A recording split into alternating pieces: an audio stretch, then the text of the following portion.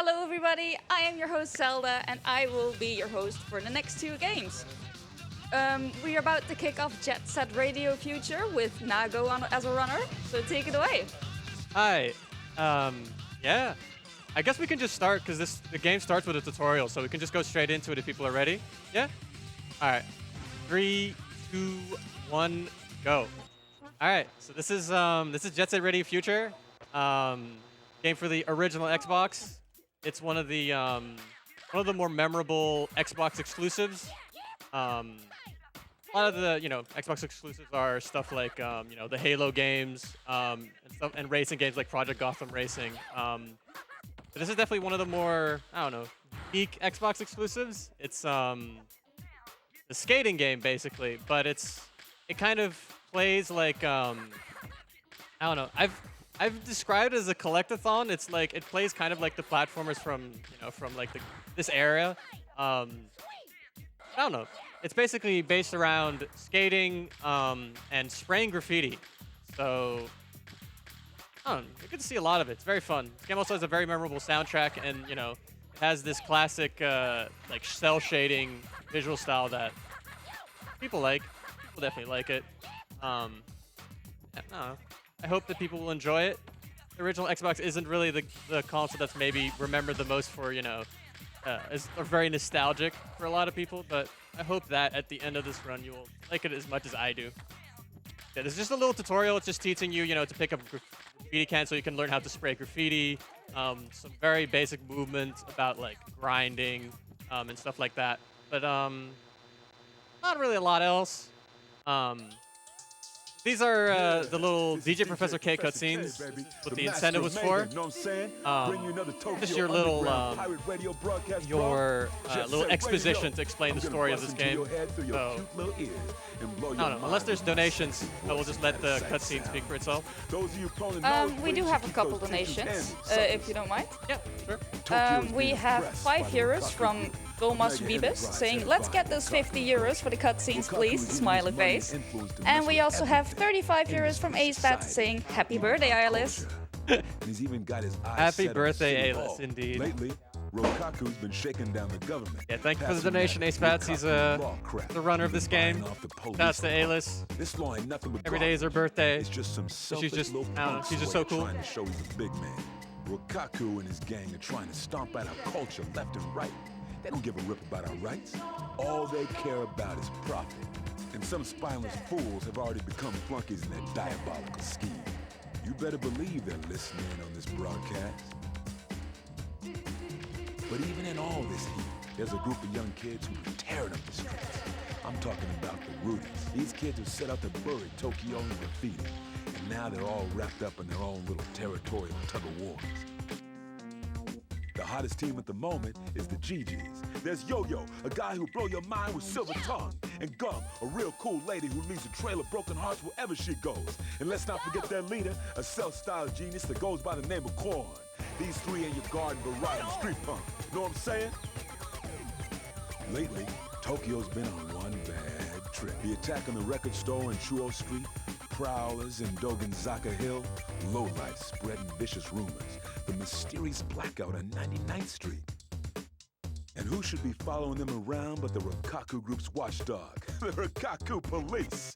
With the Rokaku Expo just around the corner, the crackdowns are only getting tighter. My heart ain't pounded like this since my first date. I was so nervous, know what I'm saying? I forgot to wear my underwear, baby. This ain't the time to be sitting around sipping afternoon tea. Game's gonna start soon, and y'all gonna be the one making the plays. All right, that's the first big exposition cutscene. Now we go to the first non-tutorial area. It's gonna be Dogenzaka Hill. Yeah, you'll see pretty quickly what all the I don't know, little main mechanics that this game is based around and this run will be based around. Someone done stole the goddess of the streets. Yeah. The statue at Dogenzaka Hill. I bet the punks who did this are the same ones who are spreading all them nasty rumors. Cover Dogenzaka Hill in graffiti and flush out those rumor-spreading scumbags. I haven't really played, so usually you play this game with like a little mod that allows you to skip those little exposition cutscenes. So I haven't really done a run with the cutscenes in for a while. So my brain is like, oh yeah, right. These do take a while actually. But yeah. So this is Dogonzaka Hill. It's quite a linear level here.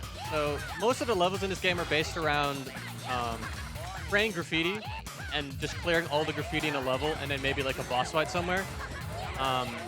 One important thing, though, is to also pick up these things, these graffiti souls. So in this game, have the graffiti, which you have to, spray to finish every level.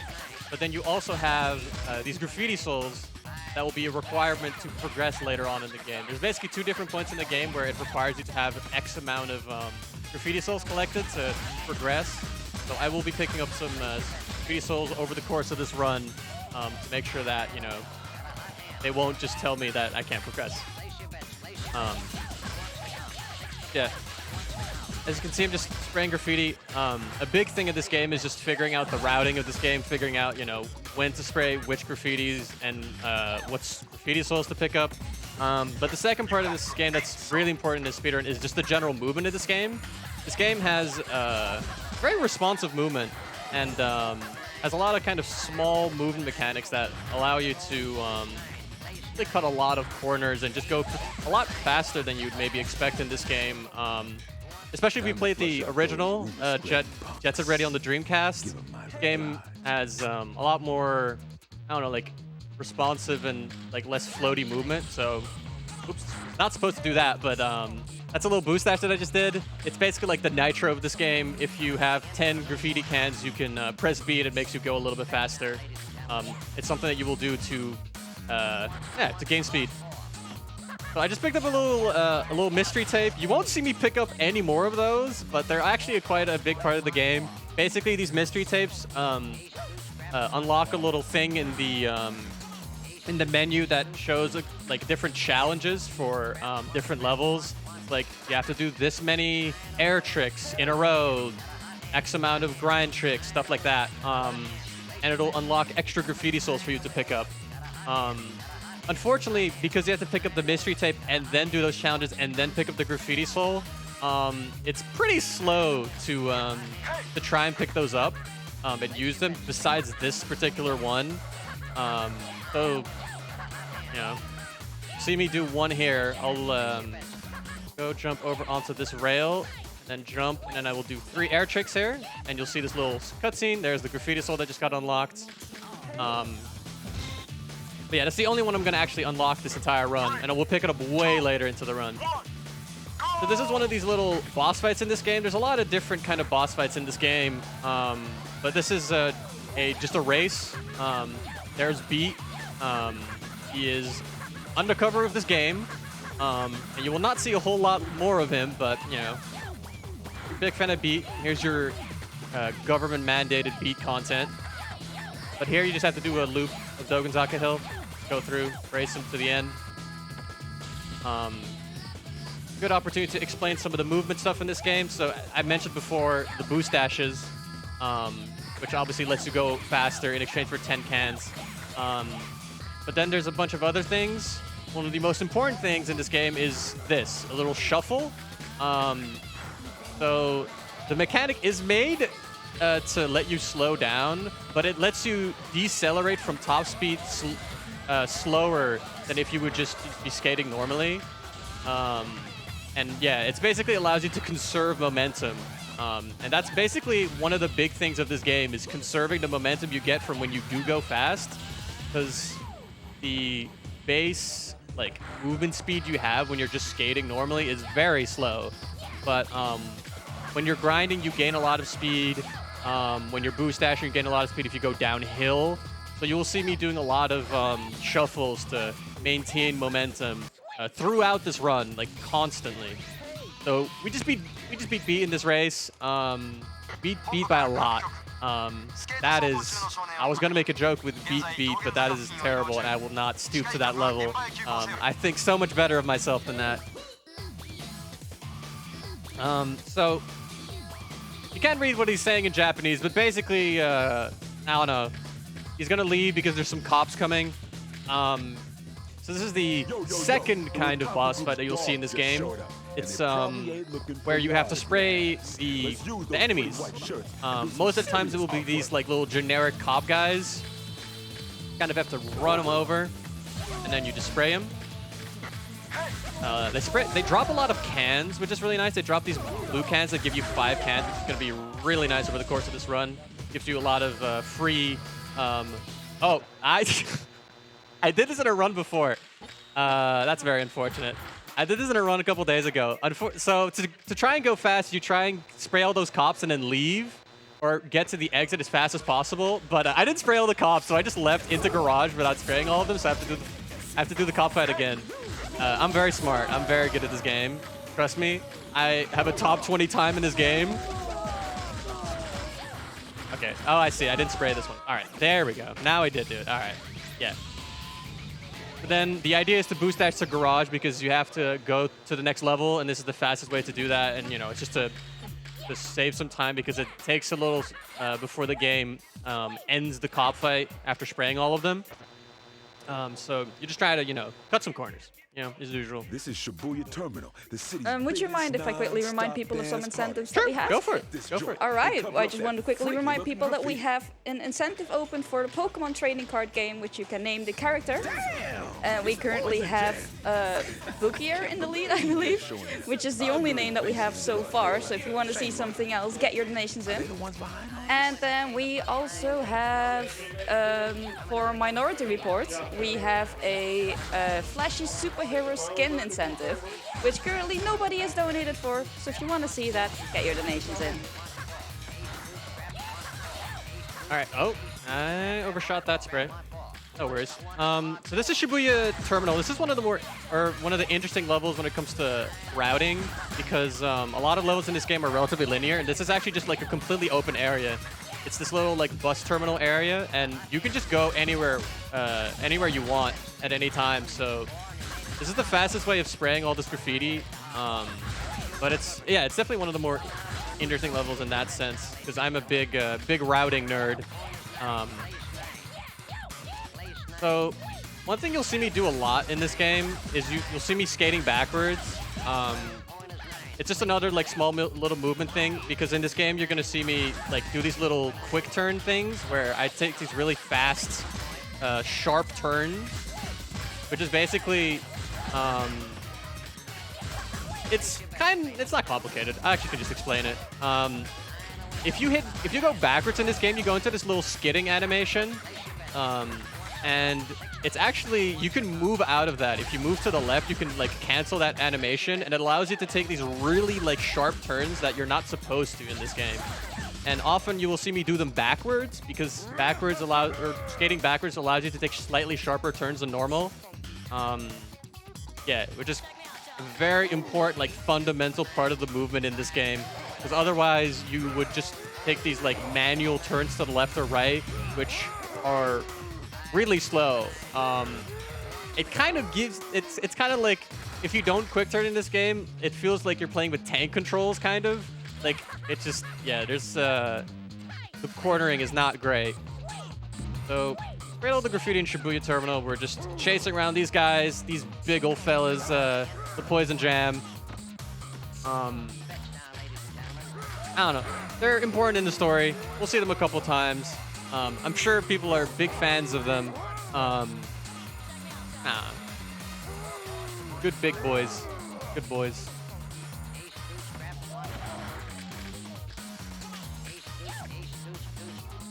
So, meet up with them a couple more times, and this level will be over. Or, well, it won't be over, but we will be done with this chasing around.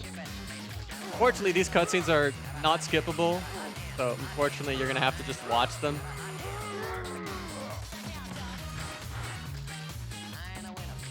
Alright, the last one. Get this little jump. This jump looks... That little slowdown and then jumping in between the rails is a surprisingly tricky jump to do, because depending on what character you play in this game, the amount, like, the distance you can have that a character can, like, cling to a rail can be larger or smaller. And Yo-Yo like clings to rails really easily. So he will like teleport, even if you're like way past the rail, he will still teleport to it. And it can make certain jumps that look like they should be extremely easy, really hard. There's Combo, another character that we're going to be unlocking soon. We just have to copy his little movements here. A good old combo challenge. Not a particularly hard combo challenge. We can even just like cheat and not do everything he does. But I'm going to go through it real slow, and then we're going to try and go through it way faster. Cut this corner. And hands over here. Here, boost dash. And if I'm not bad, yeah, all right. And then we cut this corner as well, and that's it. Music ends. And we've done all of that. Oh wait, I need to smash through dialogue here. Right. There. All right. Now, once again, the cops are coming, so we have to take some of those cops out.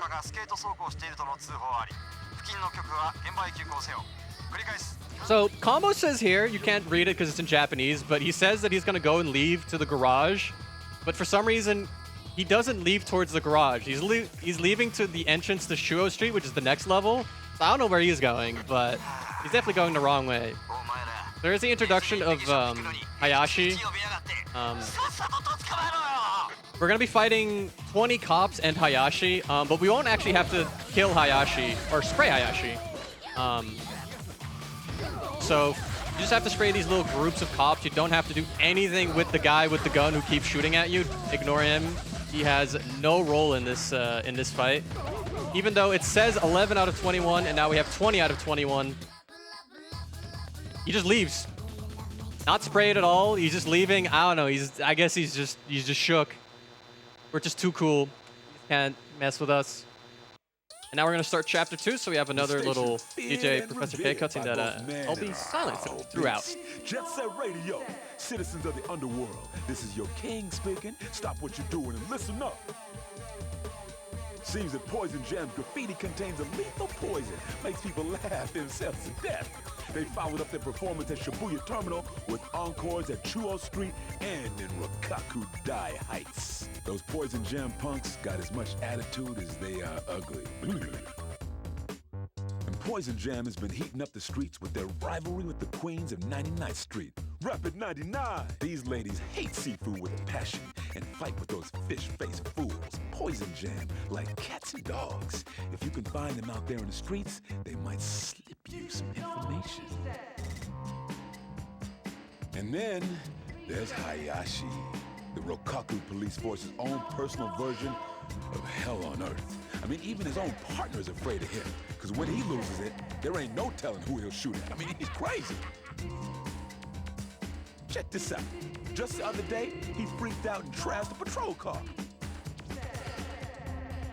And why, you may ask? Because one of his subordinates went to buy him his favorite mint candy and came back with coffee flavored instead. What's up with this fool?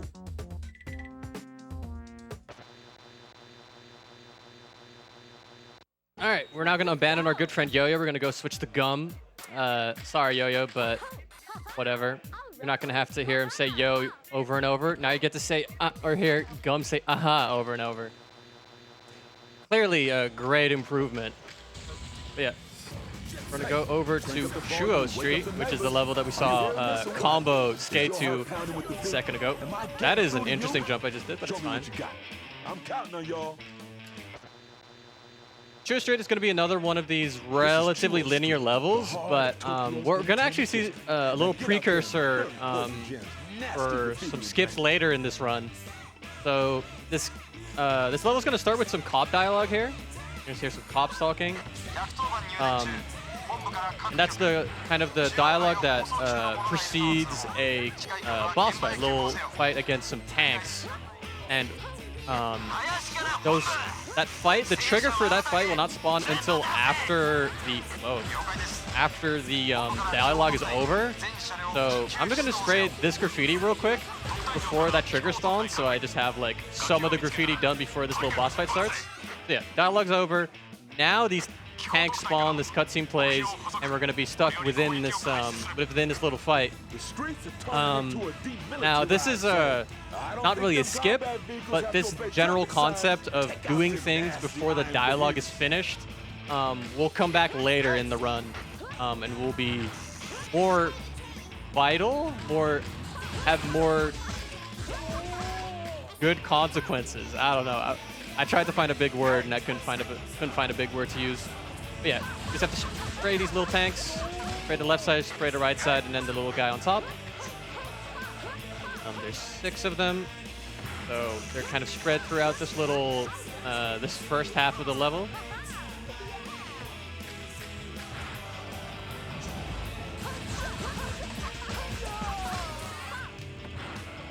A little shuffle here to maintain the speed from grinding on the little barrel of that tank. One thing you'll also actually see is you'll see me jump sometimes, like just randomly jump, because if you jump in this game, it'll conserve your momentum, which is another way of conserving your momentum that isn't shuffling, because like you only lose speed if you're shuffling / like are on the ground. So if you jump with like enough speed, you will maintain that speed. But if you're going too fast and you jump, you will get something. You will like start doing a little trick in the air, and that will slow you down. So you will do this. You'll see me do this weird thing where I slow down to go faster, or to, yeah. It's kind of weird, but it's, you know, whatever. Here's Hayashi. I'm gonna knock him off here. You're supposed to spray him, but you can just beat him off of this little helicopter pad thing. And he's just gone. You don't have to fight him. The game just kind of slowly fades out and then fades back in and just lets you continue without having to deal with him that much. Graffiti soul here. And we're gonna go over here. Start some more graffiti. Something I didn't really completely explain that might be kind of weird if you haven't seen a speedrun of this game before is you see this little input display in the bottom left and see the timer on the top left as well, or the input display in the bottom left and the timer in the top left. I'm running on a modded version of this game. There's not a lot of really things that have changed in the game with this modded version, but basically all it really adds is a couple quality of life things and a in-game timer, which is really nice because this game, or this console, the original Xbox, has very unreliable load times depending on what console you own. The hard drives that are in different revisions of the Xbox cause for different load times. So having an in-game timer that basically ignores all of the load times is very convenient. Especially nowadays as well with people who are running on emulator.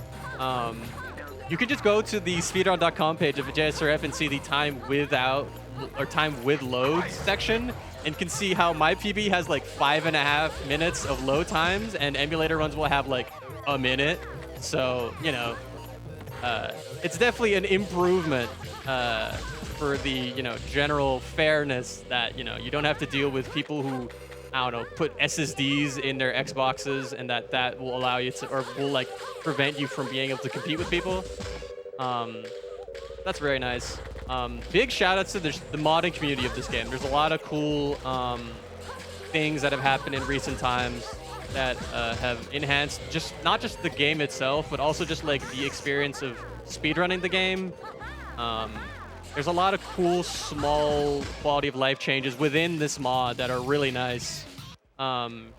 Things such as the cutscene skips. Obviously, this run isn't doing the cutscene skips, but, you know, skipping all the little intermission cutscenes, which is really nice, as the intermission cutscenes can be long. They account for about 10 minutes to the run. This run is, the world record is 1 hour and 30 minutes, so, you know, more than 10% of the run would be just watching cutscenes. There's still cutscenes you watch, but those are for specific reasons because they affect the game, as opposed to just being like interlude cutscenes that don't do anything. Yeah. I will continue explaining stuff later or explaining stuff about the mod and the thing that I'm playing on, because we're going into the next level. We're going to Rokakudai Heights. So there was a cutscene at the end of Chuo Street. You saw those Poison Jam guys show up, and you know, This is Rokakudai Heights. DJ Professor K told like, oh, we need to battle those guys, but I decided to not deal with them at all. I decided to just leave and just go over to Rokakudai Heights and next level, and we'll see in a moment why I did that. That was a bad quick turn, but that's fine. So this level expects you to have raced the Poison Jam in Chuo Street, because the idea is that you finish Chuo Street, you race Poison Jam, and then you go to RDH, and Poison Jam will be here, and you will talk to them, you will chase them around a little bit, and then they will there will be a cutscene that that lets you progress further into this level. It will like bust down this gate here. But this game is, you know, it's not like you can't get to the second half of this level because there's no Poison Jam here. But there's actually a way to get to the second half of the level a different way. So you go over this way, and then you jump over here, and then you boost dash. That might be it. Ooh, that felt kind of iffy, but it's good. Yeah, so now we're outside the level. We're going to go and fall into the water here. This is going to warp us to the second half of the level. Here we are. This is past the little train station, gate thing, whatever. And we're now in the second half of Rokakudai Heights. And the game doesn't really check for you to have, like, you know, chased around Poison Jam. They're just looking for if you've sprayed all the graffiti. So we're just going to spray all the graffiti now since we have access to the second half of the level, blah, blah, blah. There's still some cop fights we have to do, like this one.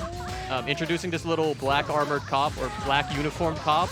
I'll probably just call them armored cops for, you know, simplicity's sake.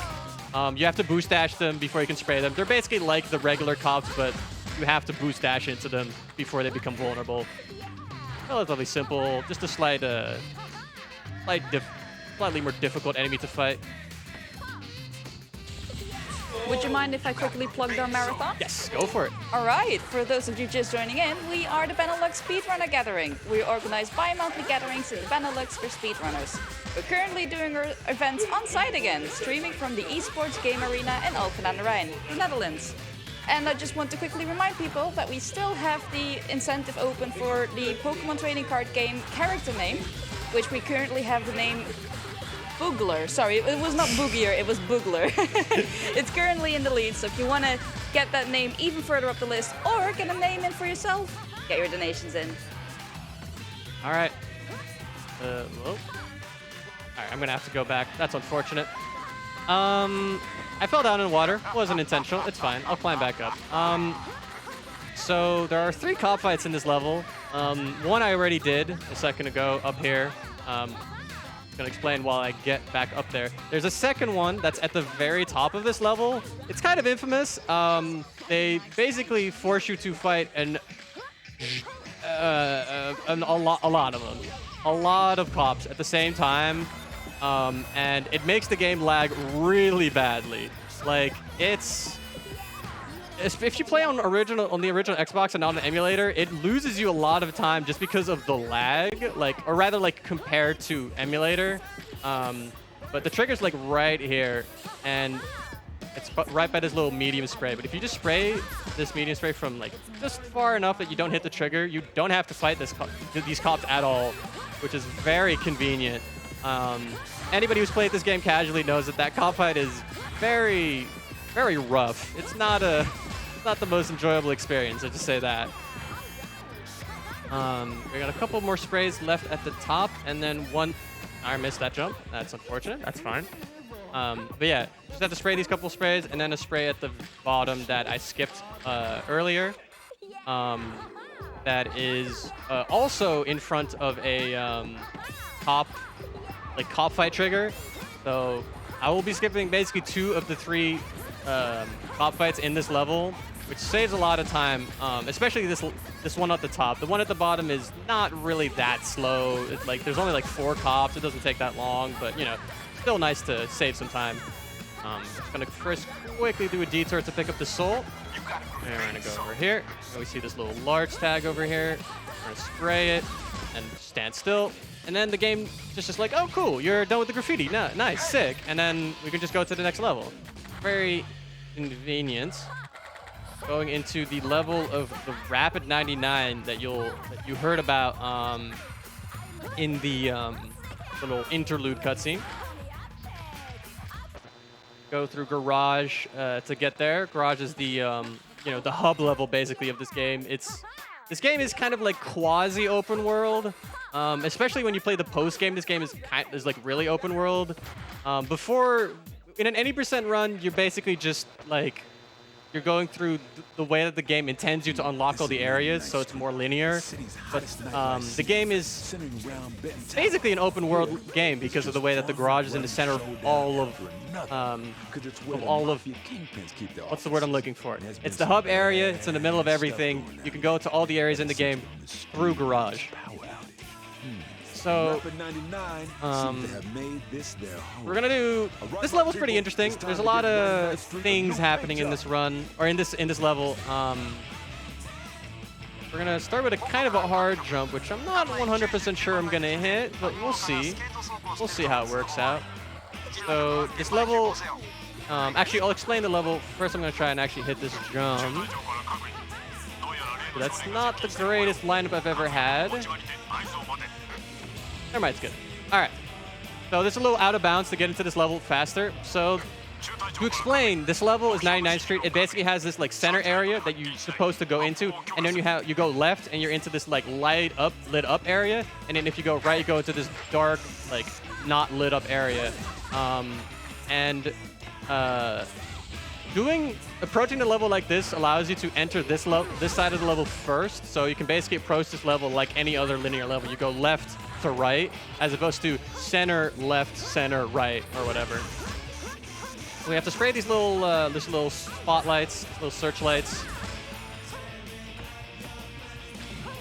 And last one, and then we get to actually spray some graffiti.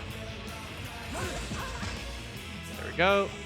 And now spray graffiti.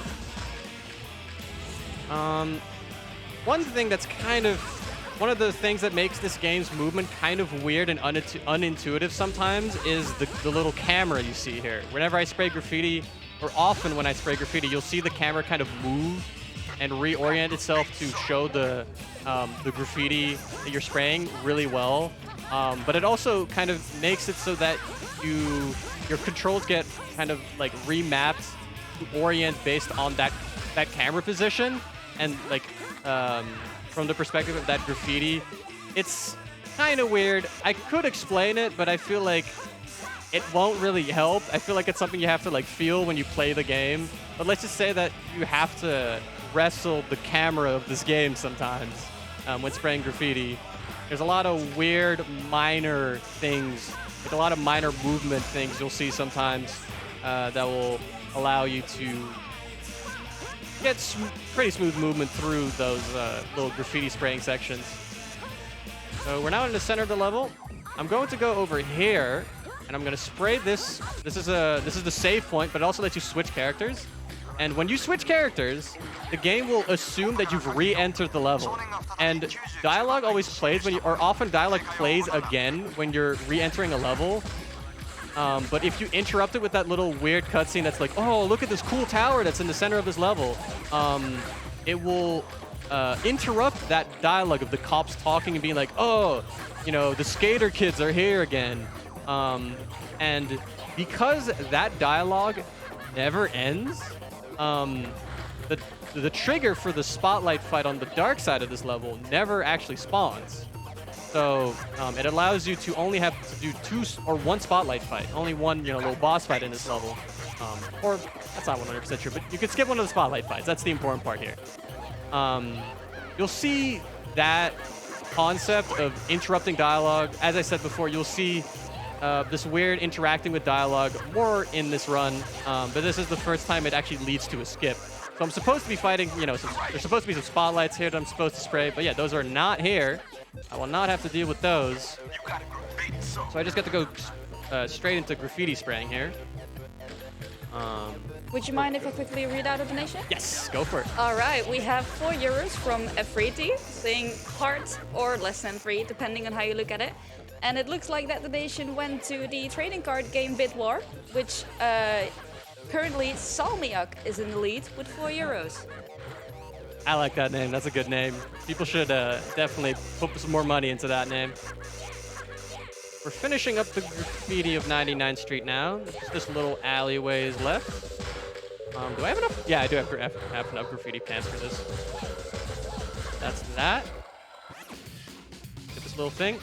Now we're gonna fight Rapid 99. Rapid 99 has been seen on 99th Street. Unfortunately, I don't have the cans to boost dash to Rapid 99, so you're gonna see me skate kind of slowly for a bit. But yeah, there they are. Well, Rapid I 99. guess it just takes a little persuasion to get info from the queens at 99th Street. Yeah, so that's persuasion. Is you need to have collected 5 graffiti souls, or technically it's 25. The game starts you with 20 graffiti souls at the start, but it's 5. You have to pick up 5 during the game. The reason it starts you with 20 is because the graffiti souls also unlocks custom graffiti designs that you can spray. But yeah, I have 5 graffiti souls. I have more than 5 graffiti souls actually.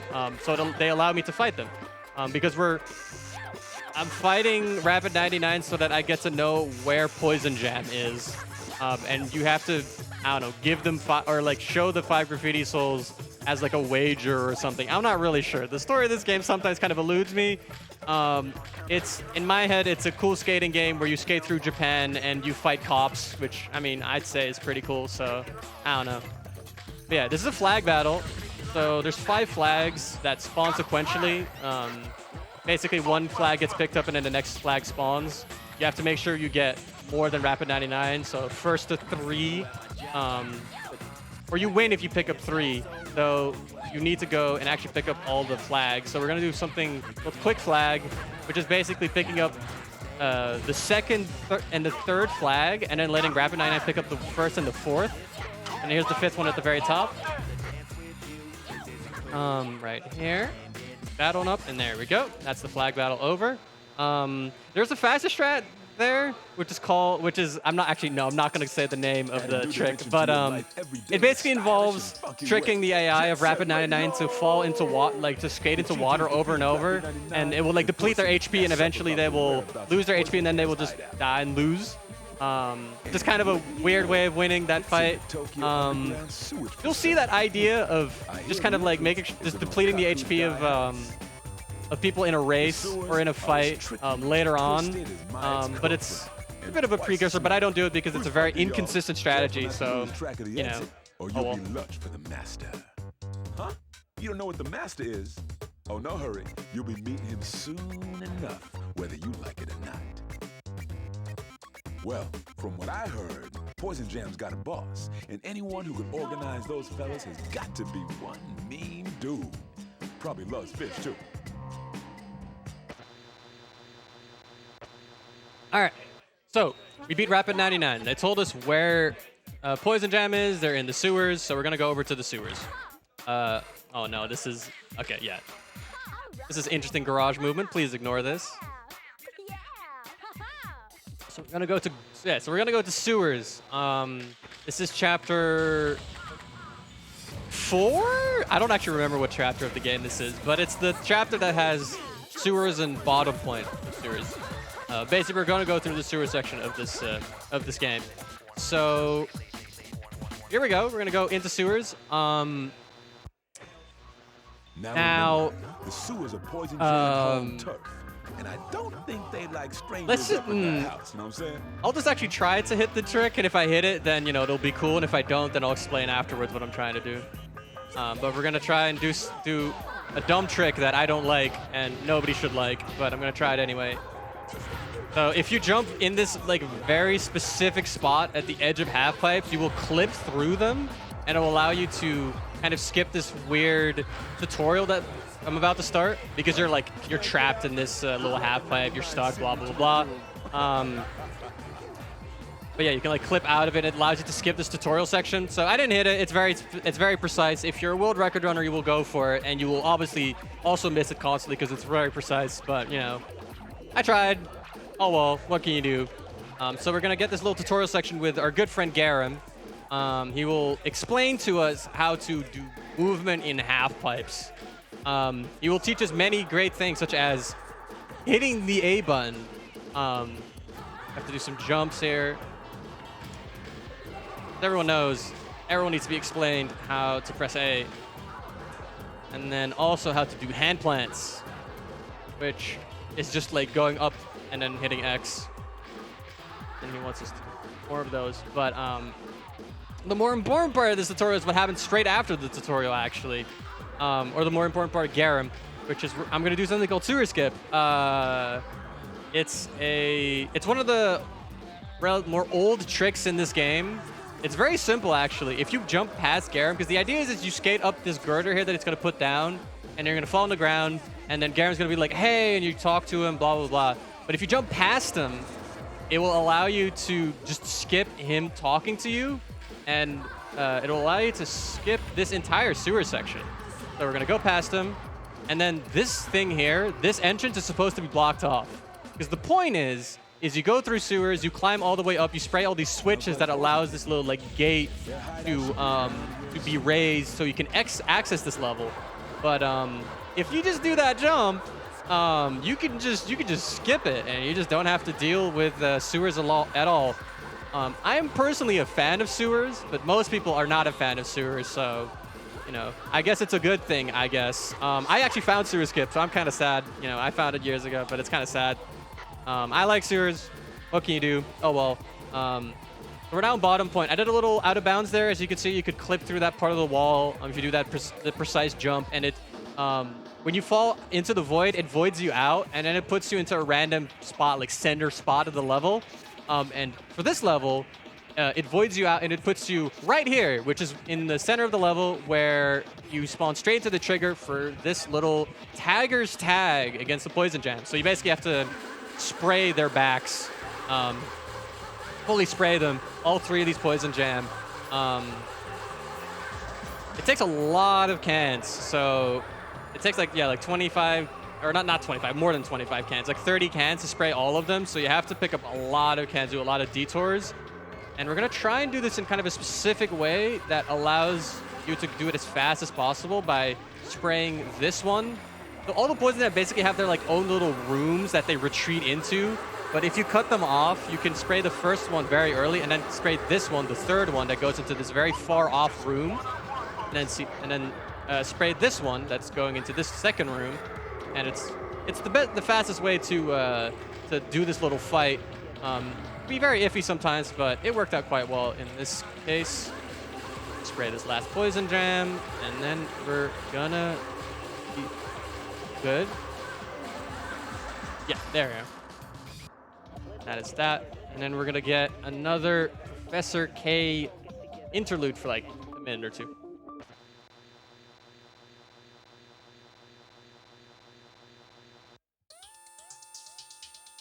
The station that's so smooth, your ears won't even know what hit them. Jet Set Radio! The GGs have penetrated into the Tokyo underground sewage facility and crashed Poison Jam's little sewer party. Their boss, Q, got away, but it was obviously Poison Jam who kidnapped the statue. Now why'd they go and do a thing like that? Whoa! This just in. GG's member, Yo-Yo, has just disappeared. No ransom note, no threatening phone calls, nothing. I mean, what's going on here? In other news today, the new team, the Noise Tanks, just arrived in the scene and are flexing some serious muscle. Word is that the Noise Tanks are a bunch of cyborgs. They all got mechanical bodies and whatnot. And the Immortals, who used to control the skyscraper district, just got their butts handed to them by the Noise Tanks and had to give up their turf. The Noise Tanks are bringing one street team after another under their control. And pretty soon, they're gonna be running wild all over the city. You gotta be a fool to think this ain't got nothing to do with Yo-Yo's little disappearance. Rough up those Immortals a little, and they might help you unravel this mystery. Alrighty, let's go. So we're gonna go into the last chapter of what I would regard as like the kind of straightforward part of this game. where you do the graffiti spraying, you know, stuff like that. Gonna have 3 levels of that. Well, that wasn't even close. I'm gonna try that one more time. Boostless bus jump. It's a hard jump that's dumb and I hate it, but let's see if I can hit it. No. All right, that's fine. No worries. Sorry, Ryomi, I'm bad. Does that can matter? I can just get a can over here, actually. But yeah, we're gonna go into Hikage here. That bus jump was to pick up souls early. Oh well, I missed it. It's fine. I can pick them up later. So yeah, this is Hikage. This is another one of these levels, kind of like 99th Street, where there's a center area, and then there's like, it kind of splits out. This one splits up into 3 main areas.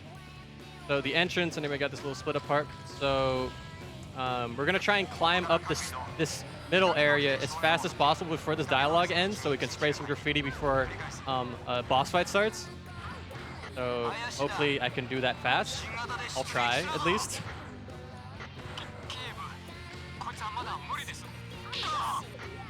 Ooh, that's not even close.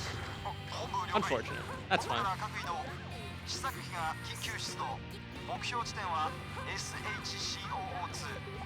Ooh, that might be an issue, actually.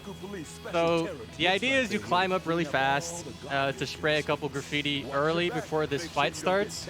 But I am in the middle of the air when this cutscene starts, which means it will kill all of my momentum, which means I fall all the way down. That's fine. That's unfortunate, but it's how it is. It's a marathon. Not everything can go exactly as planned, so it's fine. We're just climb up properly this time, or not. That's fine. We're gonna try it again. Missing this is kind of rough because that little like terror drone that gets spawned makes the game lag really hard, which makes even just like basic movement kind of tricky.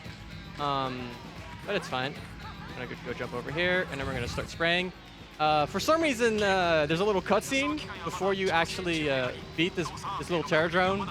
You spray it halfway, and then this cutscene plays, and then you have to spray again. Like you have to like, yeah, you have to actually properly take him out. Jump, boom, done. All right. Well, at least that worked out. That's the terror drone. Luckily, missing that climb doesn't complicate the route too much. It just means I have to kind of go out of my way to spray some extra graffiti, but that's fine. It's no worries. I am not stressed. Go cry to your mamas. Would you mind if I quickly remind people about the charity? Yes, go for it. Alright, we are raising money for Mind, which is a nationwide organization committed to prevent mental health issues and to support everyone who is dealing with mental health issues themselves or within their family. All of your donations will go to Mind. And we would also like to quickly thank ESA for supporting the event and for allowing us to stream on their channel. For information about their upcoming events and any changes due to the COVID-19 outbreak, be sure to check out esamarathon.com. Alright, so here's the graffiti I was supposed to spray early. Again, it's not that big of a deal. It's only a couple graffiti. It mostly just complicates kind of how you're going to pick up enough cans to do stuff later on, but it's fine. Or, well, it complicates it, but to say that it complicates it is, I don't know, maybe a bit of an exaggeration. But yeah, these are the last couple sprays over here for this section, and then you have 2 more sections, the left side and right side. Both of those have their own small little cop fights that you'll see me go through. But yeah, they're less complicated than that weird mess with the terror drone. Oh, I missed that jump. That is very sad. I am absolutely devastated. Am I gonna try again? I am not gonna try again. That's fine. Movement in this run has been a bit iffy. That's fine. That's how it is. I guess I could maybe pick it up. I'm trying to like think if I could pick up that graffiti soul later, or I could just pick up another. I'll figure it out. It's fine. No worries. All right. So we're gonna go spray these cops here. Here we got a couple armored cops and a couple simple cops. The important part here in this one is to try and hit all the armor cops with 1 boost dash so you don't waste cans, which is not what I did, which is unfortunate, but you know. That's just a skill issue on my part. That's the fight. Very nice to try and pick up a lot of cans during all these cop fights because they drop like so many graffiti cans that you can just use. That makes like managing the amount of cans you have, or canagement as runners like to call it, makes it very easy. But it can be kind of unreliable. It can be kind of iffy sometimes, having to deal with like having to pick up extra cans, or rather it's kind of hard because like sometimes the cop fights end faster than you'd expect them to. But you know, you deal with it. One of the many kind of janky parts of this run, but it's all good.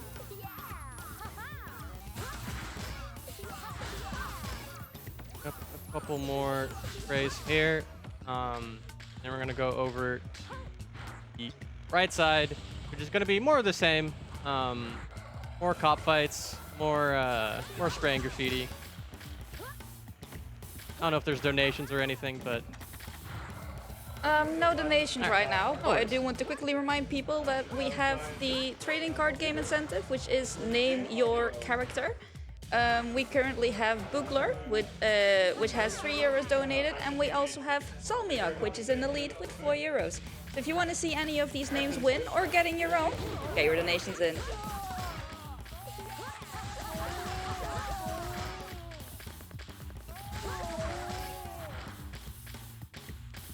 Alright, got that cop fight. Pick up this graffiti soul over here, and then jump here. Would you like me to read out some more stuff? Ooh, go for it. Actually, yeah, go for it. All right, well, I would like to remind people that you can consider using your free monthly Prime gaming subscription right here on the ESA channel. You will get access to all the ESA emotes, as well as several BSG emotes, and you can support both of the events. And we would also like to thank Veilig Reserveren for offering BSG a ticketing system for our events. Veilig Reserveren is a Dutch ticketing system offering a back-end system for a variety of events.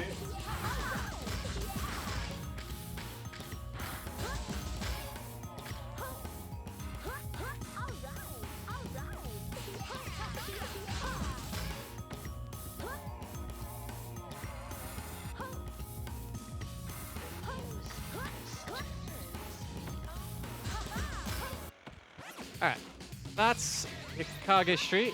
I'm gonna quickly go and pick up Bull over here, which hopefully I will hit the jump for this one. They're not particularly hard jumps, but you know, it's how it is with marathon runs, you know, like you mess up like one small movement thing and then like the dam bursts and like you start missing other stuff, so it's fine. I mean, luckily this is not a game that is like devoid of backup strats for everything, so it'll be fine. There's a soul I can pick up later that will that should work out anyway, because you have to end up later.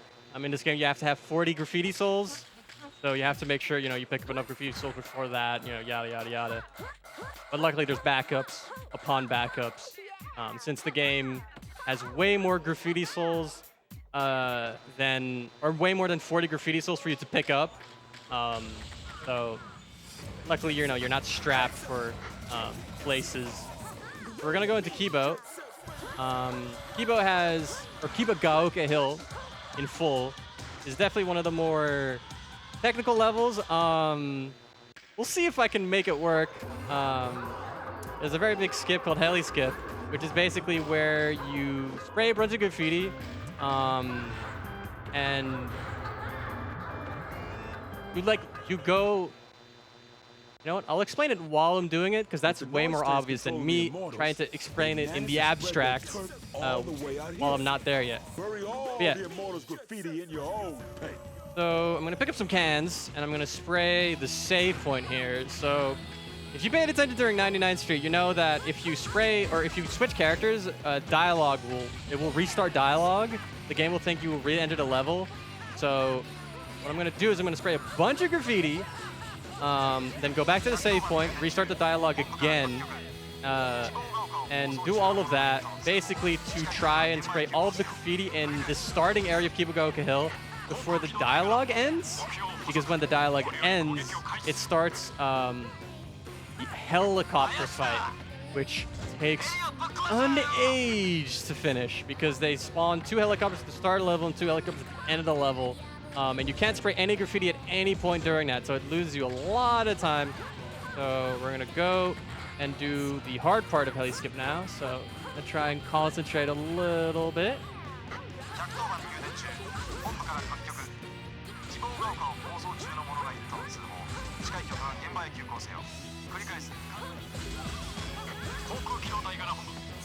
Alright. Right this. Ooh, that jump was almost off. I was kind of scared on that one. I think this should be good. It feels kind of slow. Okay, it's good. Alright. So yeah, basically I've sprayed almost all of the graffiti in that starting area now. And I went fast enough doing all of it so that the dialogue ends after I pass where the dialogue would, or the heli fight trigger would spawn. So I don't have to do the helicopter fight anymore. There is still one spray I have to do, but I will do it at the end. I will, you know, change characters again, spray that graffiti, and then we'll be done with the level. But yeah, it saves a lot of time. Like, it saves you from doing one entire loop through this level. It's definitely one of the more harder tricks in this game. Like, this game is mostly like saving time and, like, you know, competing for like good times in this game is mostly about just having like smooth movement and like just cutting as many corners as you can, as opposed to like hitting, you know, this like ridiculously like difficult trick. Besides like Cucumber, which is the sewer skip thing where you clip through the weird half-pipe clip that you saw me do or try to do earlier. But it's like, that's just really precise. It's not like execution heavy. It's just a precise thing. But heli skip is basically the most precise thing. There's a slightly more difficult version of it that I have elected to not do because it's not as marathon safe. So yeah, I'm foregoing doing it. But this basically is the same concept of that skip. It's just slightly slower, but also way safer. So we're gonna go pick up this soul and then spray 4 more sprays, and then you'll see me finish up with the last section of it, the proverbial cretin cycle, as people in this community call it. People in this community have interesting trick names. I would like to apologize beforehand. I've foregone and avoided saying some of them because some of them are awful. Not in the way that they're like, you know, not that they're slurs or something. They're just dumb. Like, they're just like weird names for tricks. Like, they're not, you know, they're not bad words. They're just people like calling things after fruits and stuff. I don't really get it. I don't know. The JSRF community is kind of wild. But yeah, so we switch character, we jump over here, the dialogue starts again. Hayashi's like, oh, those kids are here again. But we're gonna go and spray this graffiti before that dialogue ends, and then you get the little victory screen, and now there's no helicopter fight to speak of. So we're all done. Ibugaoka Hill. Gonna pick up some cans, and then we're gonna go to the final section of this chapter, which, as I said, is the last chapter of kind of like the standard graffiti spraying part of the game. After this, there will be a lot of boss fights and special kind of, it's a lot of boss fights and just kind of weird other stuff.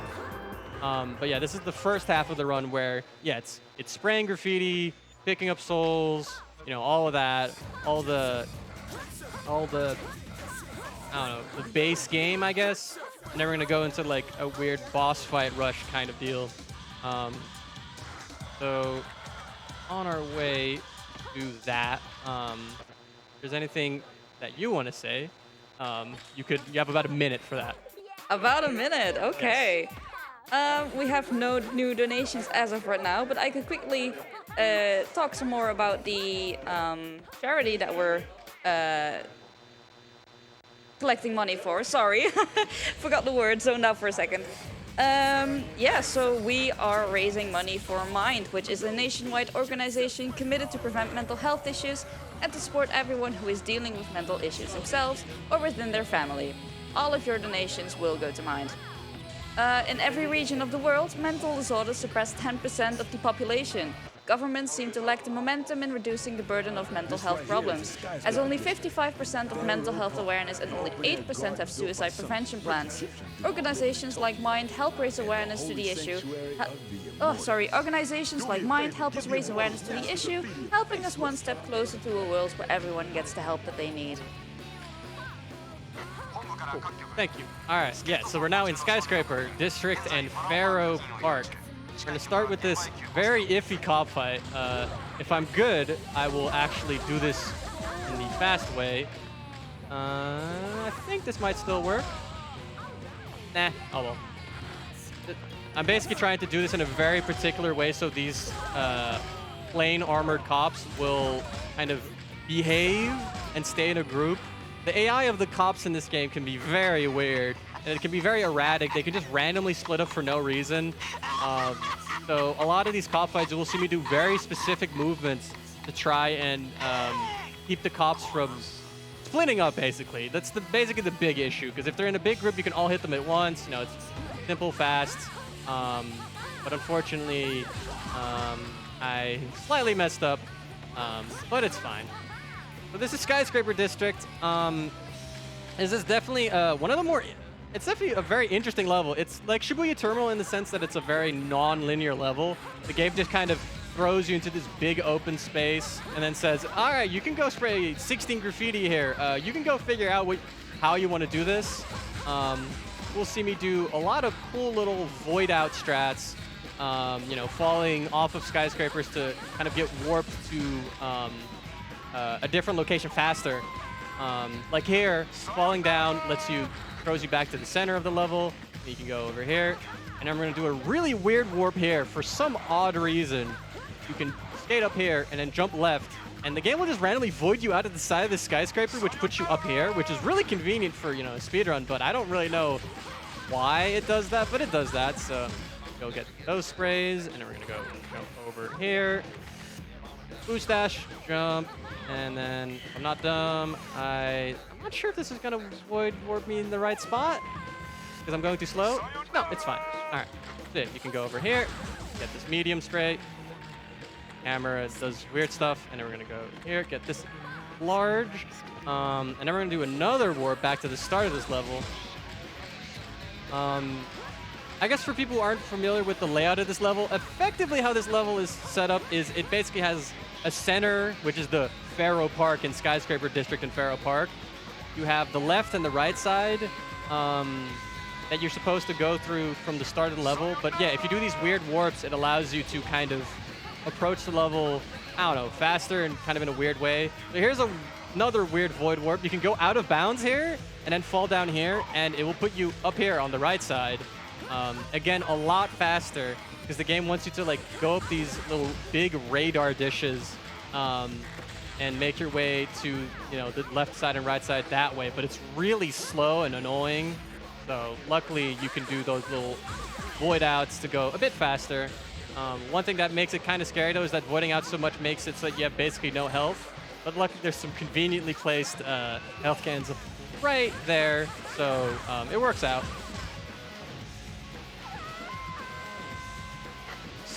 It makes this game makes this level very interesting. It's definitely one of the more like intricately like routed levels. Though, unfortunately also, or not unfortunately, I said unfortunately twice. I'm very good at using words. What I'm trying to say is that while this level is very interesting and has a lot of routing possibilities, for any percent the route has basically been the same besides some minor like movement optimizations and stuff. It's mostly been the same, but it's still very cool because this is definitely a very, very different approach to this level than like you would do in a casual run. And here also is another weird void out here on the left side of this skyscraper. It lets you cut a corner off because you basically warp like to the left of where you just died, and then you go up over here, and there's one spray left. I'm gonna try to do this little weird iffy jump from the side of this ramp over there. Yep, that's good. Spray this large spray. Oh, camera did not cooperate, and there we go. And now we are gonna fight the Immortals. We're gonna fight them twice. I'm not subjecting you to the meme. But yeah, we're gonna go over here. Here are the Immortals in their little tombs. And after this little dialogue, we spray them right there. And for some reason, the game only lets you spray them for like a little bit, and then they will move to Highway 0. A bit weird, but yeah, that's not a strat. That's just how the game works. You just normally spray them for a little bit, and then you will go to Highway 0 and fight them a second time and actually fully spray them. How many? Okay, I have 35 souls. Oh, that jump is iffy. I have 35 souls, which means that I pick up this one. And then I get 3.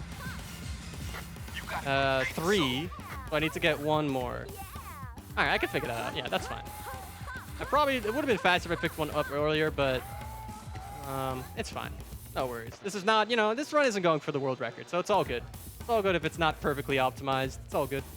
So this is Highway 0. You will see this level twice. We will never be spraying graffiti in it, unfortunately.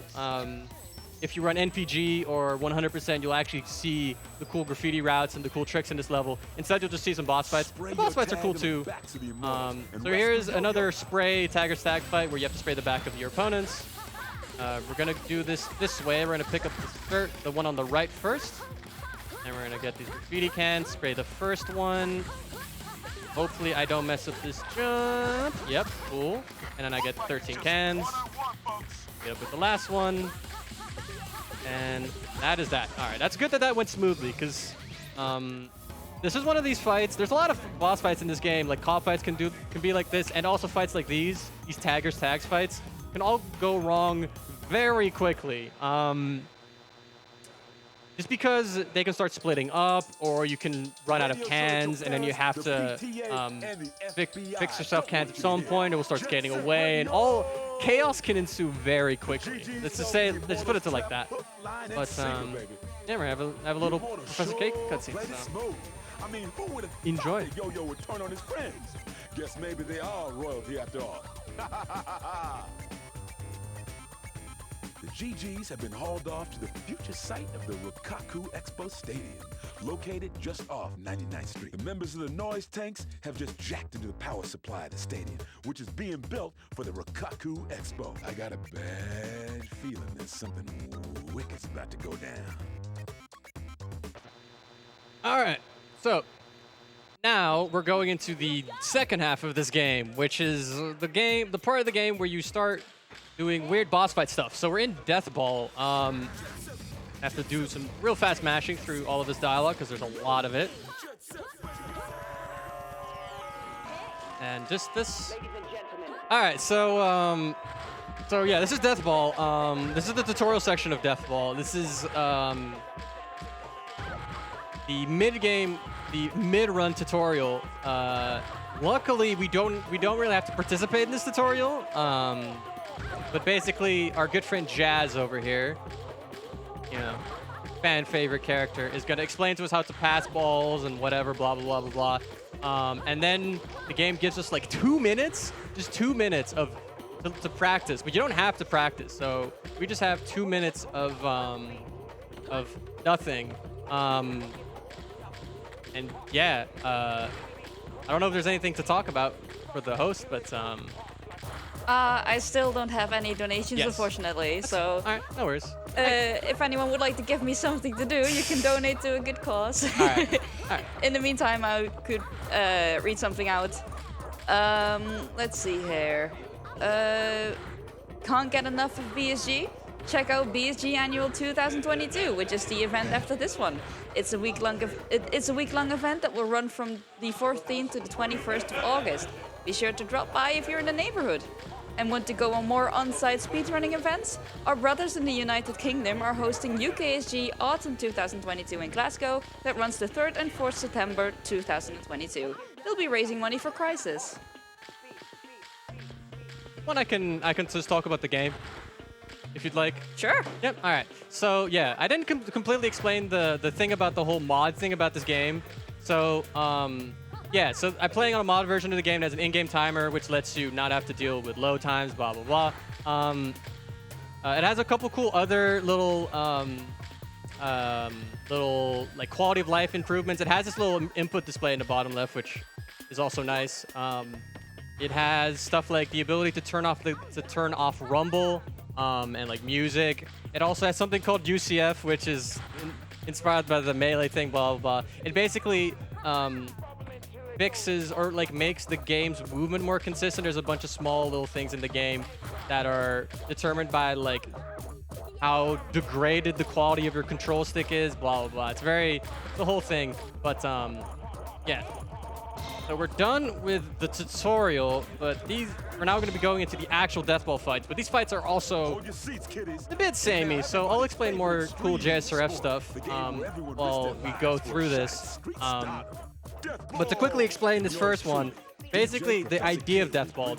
We have 3 deathball fights. The first one I will do normally. The next 2 I won't do normally. But basically, the idea of deathball is you get the ball, and then you do a full loop of the level while you are in control of the ball. That's basically what it is. There's nothing really much else to it. Yeah, the game JSRF has a very cool active modding scene. Or, well, I say scene, it's like 4 people, but for a game like JSRF that isn't like that big of a game, for 3-4 active modders is like pretty impressive. So I would like to give a big shout out to the modders of the community, 7th Ace and Fuse, I think are the people who mainly have worked on the IGT and quick save mods and all the cool stuff there. But yeah, there's a lot of cool stuff as a speedrunner, but also just as a casual player when it comes to modding. For speedrunning, you have the IGT mod, the in-game timer mod that I'm playing on right now. You also have the quick save mod that lets you practice this game very easily because you can just like press one button, it saves. It's like save states basically, which is very convenient. Because practicing in this game before quick save was invented was awful. I ran the game like years and years ago. Like I started running this game in like 2012, and running this game when there was no quick save was awful because there's no way to return to the main menu in this game. Like in the vanilla version of this game, there's no way to get to the main menu. So if you wanted to practice something, you would have to find a save point, save there, then practice the thing you wanted to practice, then turn off your Xbox, turn it on again, and do that every time. And the Xbox has a long like load up time. There's an intro to the game that you have to load, and you have to get to the spot you want to practice. It's a whole ordeal. And then there's also something called the co-op mod, which I think is the coolest thing ever. So this game has something called a versus mode, which is a multiplayer mode, but it's completely like detached from the single player, like, you know, single player campaign, story mode, whatever you want to call it, experience of this game. And basically, it's a online co-op thing where you can use the Ethernet plug-in on the back of the Xbox to basically play co-op. It's a bit hacky. It doesn't really work completely, but it works for most uses. It's basically a co-op mod, which is really cool. I've done a lot of runs on the co-op mod. It's very enjoyable. And if you want to run this game, please run co-op. It's cool. I like it a lot. Anyway. So this is fight number 2, and here you see I'm going out of bounds instead of doing the little loop thing.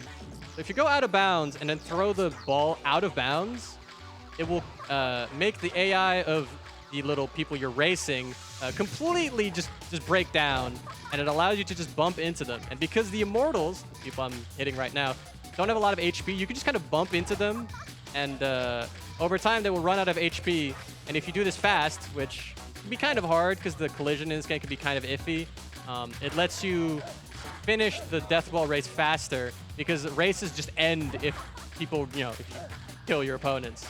So putting the death ball in, or death in death ball. So we're just bumping into a couple more times. This is not the fastest I've ever done this. But yeah, the collision in this game can be kind of iffy, so it can be kind of hard to consistently get hits on them. Also because of invincibility frames and blah, blah, blah. But yeah, that's it. No HP, they're both gone, and that's it. We just win. It's not how the developers intended you to do this, but it's a thing you can do. You can do this in effectively. You can effectively do this in every single fight in the game. Like, it can be those taggers tags that you've seen me do before. It can be these. It can be the normal races, like the normal races where it's just a timer, you do a loop. You can do it in all of those, but only one of them are, it's faster to do them. So the flag battle with Rapid 99, you can do it using a really convoluted strat that I explained before about forcing the AI to skate into the water and deplete their HP that way.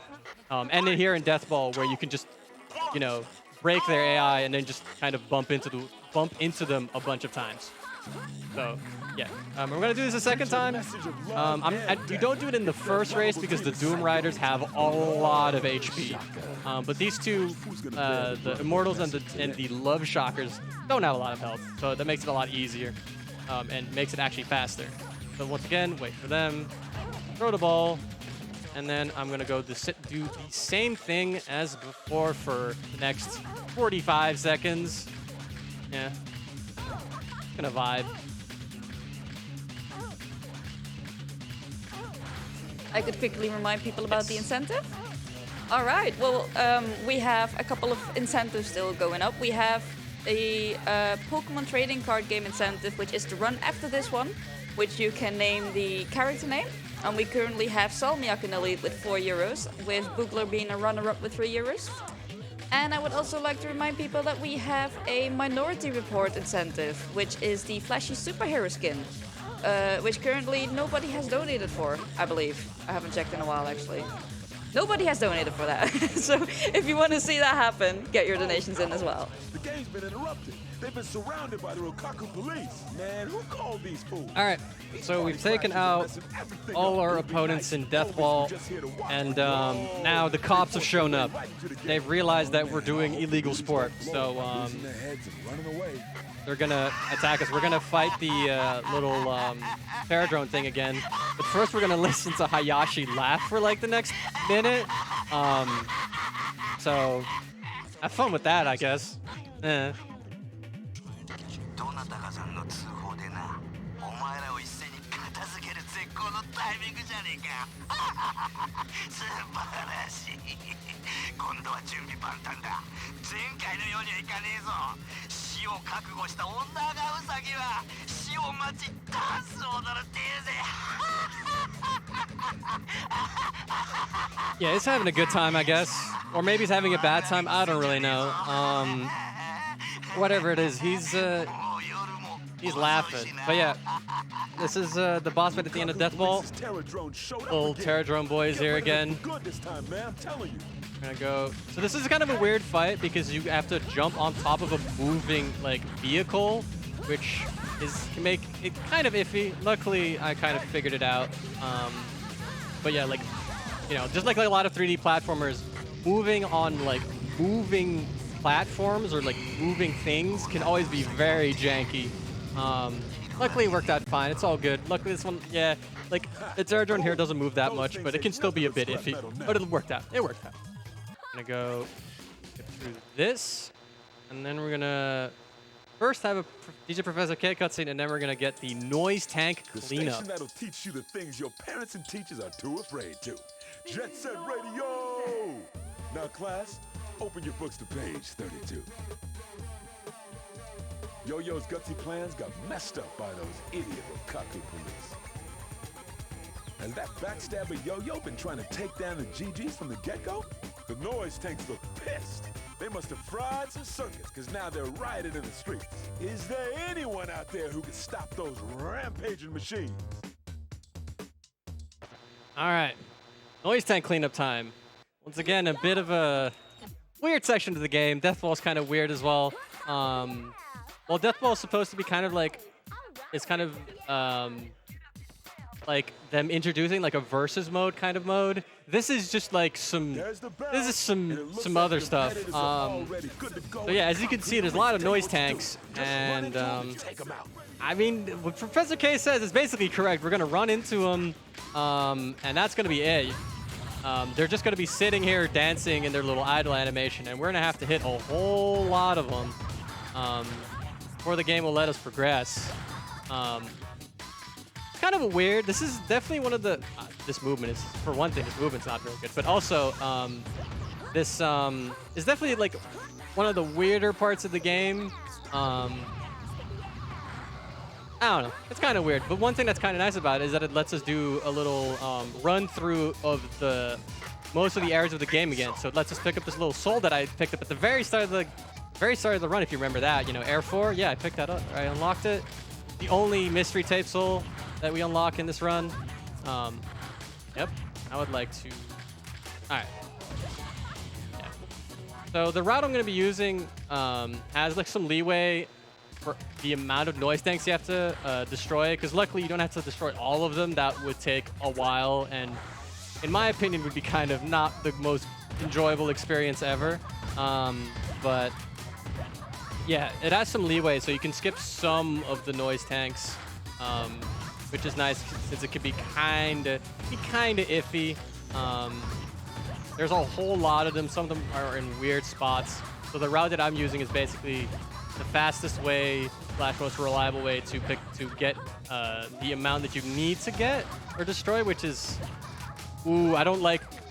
Oh, my brain's thinking of a number, and I don't trust myself. I'm gonna say 200. I would like to apologize for the person in chat who's already yelling at me for getting the number wrong. It's an amount. I hope that helps. It's an amount of noise tanks that you have to destroy.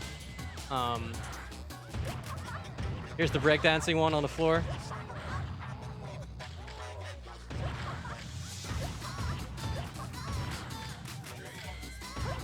All right. So yeah, one thing that's kind of nice about the noise tank cleanup, as I said, is that you get to retrace your steps. There's a lot of souls that I didn't pick up before that I'm going to be picking up now, which is kind of convenient. Not all of these, like picking up the 2 souls I'll be picking up in a second isn't like the optimal way of doing it, but it's like it's not slow, so it's, you know, it's fine. It's all good. But yeah, we're gonna go through Shibuya Terminal, pick up some extra souls, and get some more noise tanks cleaned up. And then we have 2 more levels to go through, noise tanks to clean up, and then you get to fight the noise tanks, which is a different thing. I don't know. I don't know. It doesn't matter. We'll see. You'll see it. You'll see. You'll enjoy it. It'll be fun. Okay, we're putting up these, and then. Oh. Yeah, this section is mostly kind of dealing with just the kind of weird movement that this section forces you to do. But yeah. This is going to be mostly of the same. I'm going to quickly plug another JSRF thing. I would like to plug JSRF Bingo. It is the best part of JSRF. It is basically the modders of this game modded a save file that allows you to enter the post game of JSRF without having any of the graffiti sprayed or any of the graffiti souls picked up, which normally isn't possible, but it allows JSRF to basically have like a bingo mode where you get to actually enjoy this game as like a proper like open world game where you just get to collect whatever you want. And JSRF actually works really well with bingo. So we basically have a bunch of goals of like picking up certain souls or unlocking certain characters, spraying an entire area, and we hold tournaments for it ever so often. I'm a very, very big fan, and I was gonna say apologize, a big fan. I like screaming off the rooftops about how cool I think bingo is, and I think everybody should play bingo. If you're thinking about playing this game, please learn bingo. Please join JSRF Bingo Season 4, which will probably be in a couple of months. I don't know when it'll be. There will be a run at Bingo-thon later today that I will be in, probably like midnight CET, but you know, if you want to watch some bingo, you can watch that later today. Because for some reason I can't get enough of marathons. I don't know. But yeah, bingo. Go play bingo. It's fun. I like it a lot. Wait, I need to pick up another soul. Can I? Yeah. So because I'm short a soul, I'm gonna pick up a soul here. It's not optimal, but you know, whatever. So we're gonna quickly take out some more noise tanks first, like that. And then I'm going to quickly go down here and unlock Air 3 that lands down here. Pick that one up. And then we are going to go to Skyscraper District and meet up with a very shook Poison Jam. And then we're going to go into, I guess, the actual noise tank fight as opposed to the cleanup, which is different somehow. Don't ask me things about this game's story. I don't really understand, to be completely honest. I've been running this game for a very long time, and I don't think I ever really understood the story or anything regarding this game, but it's fine. Oop, missed that jump. It's fine. I'm going to do the slightly safer version. Or, well, way safer version. But yeah, if you go into that highway, like you can kind of clip in between that wall or into that wall, and you can kind of jump near where I'm falling now to warp up here and get here a little bit faster. But it's a bit iffy, it's a bit precise. It can be, yeah, it can be a bit difficult, but you know, it's all good. Go over here. So here is the one and only noise tank fight. Now, it's going to come up in like a minute, but I would like to say things beforehand. This is the fight that people don't really like. It's definitely, of all the tags fights in this game, it's the one that has the most potential for everything falling apart at once in the worst way possible. Because this one is on rails. So basically, this is Sky Dinosaur Square, which is basically one big roller coaster. And the problem is that so you're grinding on this rail, trying to spray the noise tanks. And if you fall off or you accidentally push one of them off, everything is going to go wrong. All chaos will break loose. I'm going to hope that that doesn't happen so that we don't have to sit here losing a minute. It'll be fine probably, but it can be, you know, it's definitely the tagger's tag that's the most iffy. Also, this level is very laggy, which doesn't really add to its difficulty. It just adds to general annoyance. But yeah. So I'm going to slow down just a little bit. We need to match the speed of this noise tank, which can be kind of hard. Yeah, all right, it's fine. All right, that's good. This is not the hardest fight ever. It's just that the problem with this fight is that if you mess it up, everything can go wrong, basically. Or like everything is gonna go wrong because it's on rails. But yeah, boom, get these cans, sprayed, done, and it's all over. No calamity. We've avoided the absolute disaster or potential disaster of, yeah, the potential disaster of having to deal with with the noise tanks getting away from me. So that's cool. I like it. Big fan. Thank you, game, for not doing this to me. Gonna wait for a little bit of dialogue, and then we get to meet. Or actually, no, there's a. Oh, I don't know if there's a DJ Professor K cutscene after this. I think there is. There should be, actually. Yeah. So there's actually gonna be a bit of downtime first. Yeah, a minute of downtime. Yes. Yeah. All right. Yeah. Super bass out of space in your face, baby. Jet Set Radio. We're kicking it live, even in the furthest reaches of the galaxy.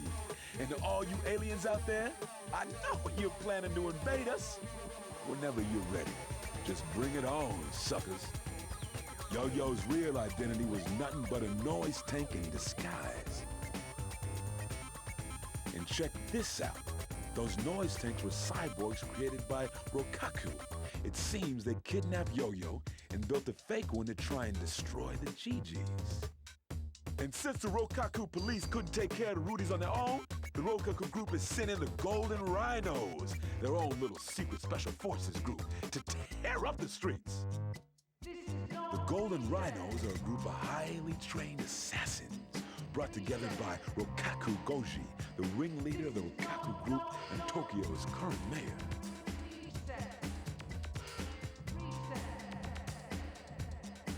Hayashi has been kicked out of his useless police organization. He's got to be freaking out by now.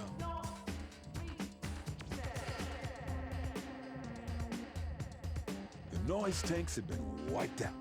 But now, the gang that got implanted with noise tanks' brainwashing chip is after the GGs. Where in the world could the real Yo-Yo be? Defeat the Golden Rhino goons and find Yo-Yo. All right, let's go. Yeah, we're gonna go find Yo-Yo. All right, so we're gonna meet our good friend Clutch.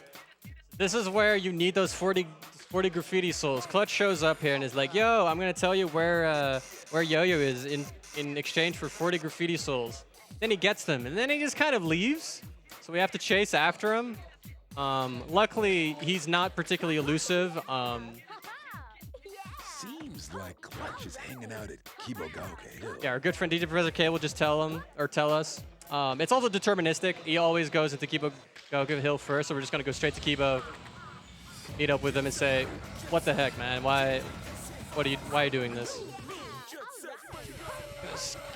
Over there, and then he'll lead us to where our good friend Yo-Yo actually is, which is coincidentally near here.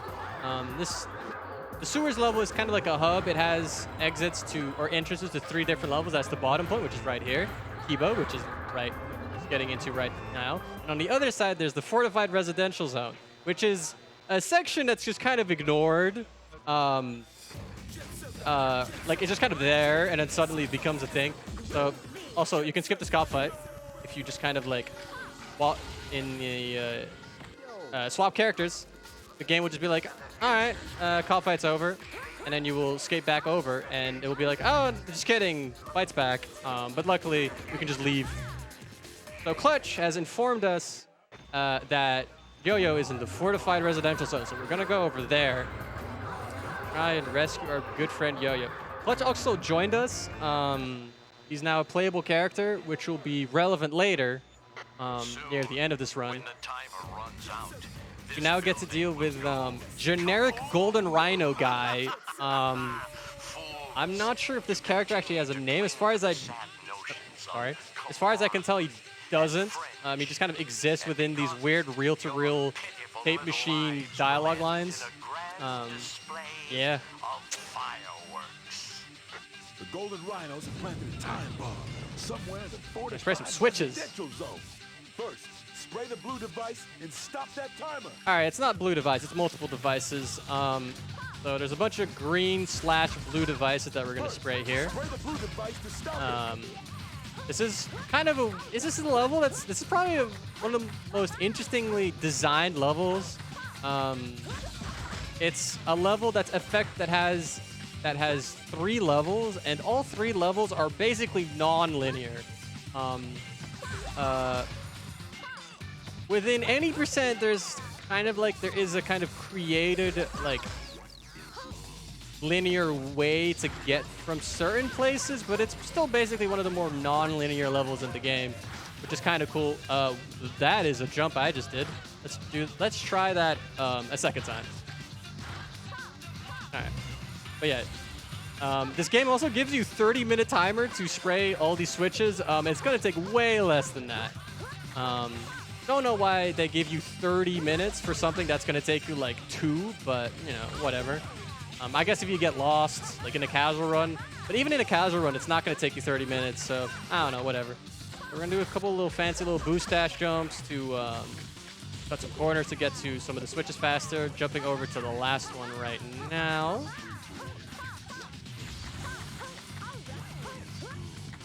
There is the final switch. If you are hearing this tape, that means that you have somehow managed to deactivate all of the blue devices. How interesting. Let's see how well you fare a second time. All right, time for take 2. I'm gonna try to do a really cool jump. I'm probably gonna miss it, but let's go for universe record jump. Here we go. Let's see if I hit it. Well, it seems you stopped the blue device. Ah. Now find the red one and disarm it. You can jump on top of that roof and then go up to the top platform, go fast. Oh well, it's fine. So yeah, this is take 2. More switches for us to spray, or devices for us to spray, I guess. We'll go to the second level of this section here of fortified residential zone. Once again, there's many ways that you could spray all these devices. The level doesn't really have like an intended way for you to do it, but this is the fastest way of doing it. So it requires kind of this this kind of weird jump here on this wall. It's not hard, but it's just kind of definitely not an intended way of doing it. Up this spiral staircase. Hit this one. We have some golden rhino goons here that luckily you do not have to fight. They're just kind of there. Kind of hang out. And we have to do this really iffy jump. Yeah, that's good. And then we have 2 or 3 more switches. 2 switches after this one. Ooh, good. All right. I was going to do a fancy jump, but then I missed the simple jump, so I'm not doing it. I'm electing to not risk it. Nah.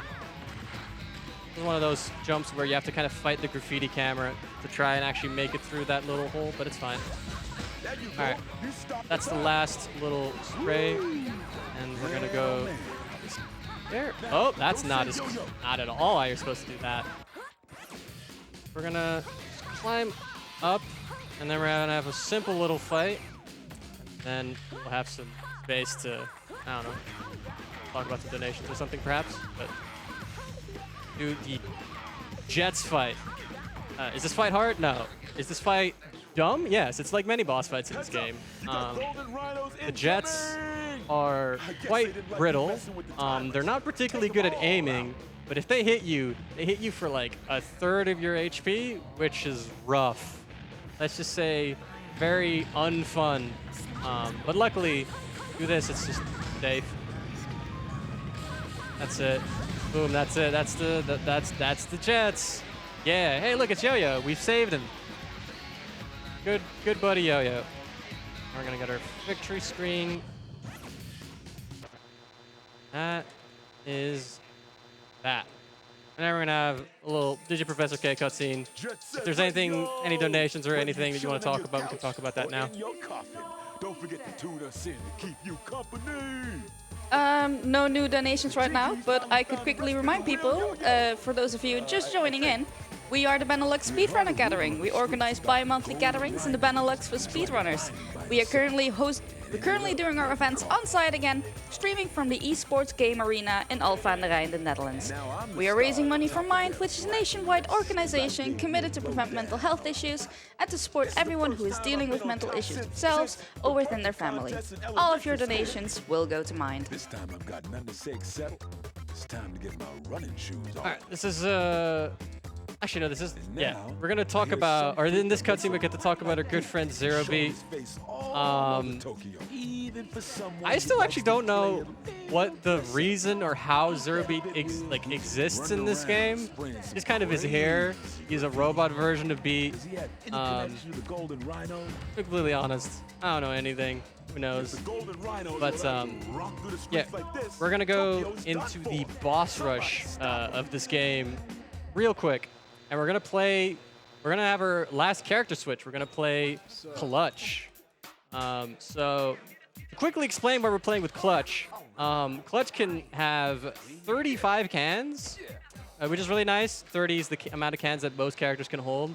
And also, Clutch is capable or has a slow graffiti stat, which seems a bit counterintuitive because you'd think if you want to spray graffiti or spray graffiti at boss fights or at bosses fast, you'd want a fast graffiti stat, but actually it doesn't matter. The big thing that the slower graffiti stat does for boss fights is actually sorry, my brain zoned out.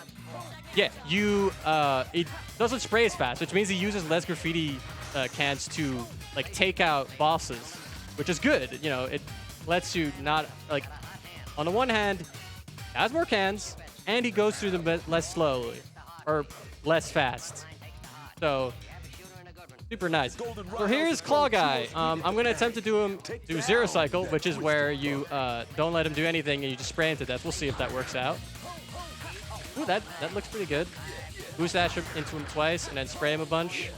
And yeah, that's it. So that's Zero Cycle. So what the Claw Guy is supposed to do is he has this extendable arm that he shoots at the wall, and he will you know, move over to that, and then he'll be on the side of the wall, and you're supposed to ride his arm up when he tries to attack you with it to hit him off, and then you spray him.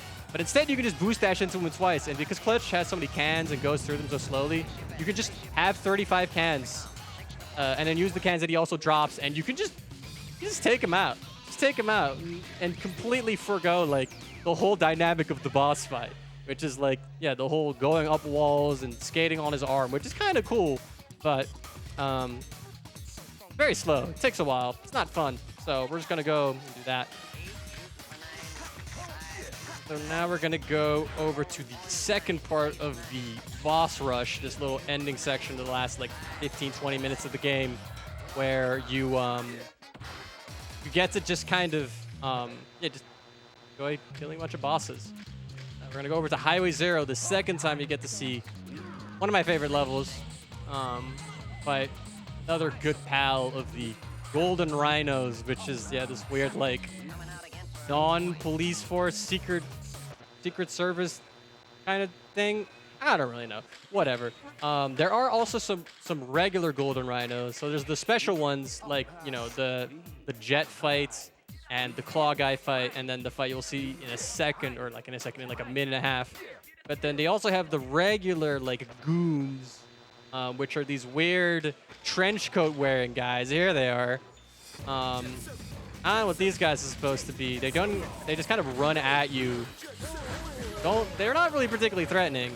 But you just bump into them, you spray them, and the big special thing is that they don't have health bars for some reason. Don't really know why, but whatever.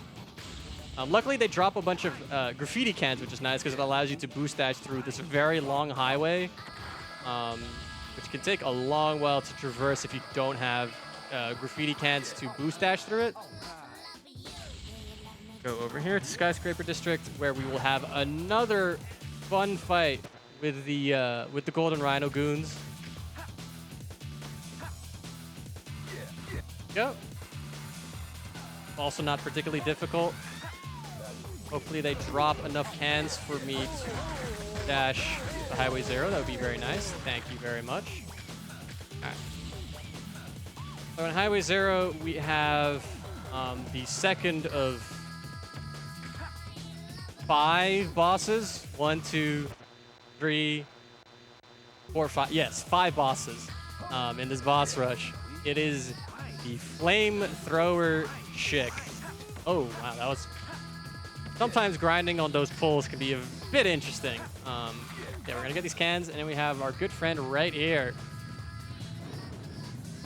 We're just gonna run to him, or run into our sprayer, you know, as you do. Luckily, you can do effectively the same thing you do with Claw Guy, where you just, okay, can I run into her, please? There you go. But yeah, you can just kind of run into her over and over. And if you just do it well, you won't get, you know, lit on fire like me, like the fool that I am. All right, there you go. And then we get to enjoy the best cutscene in the game here.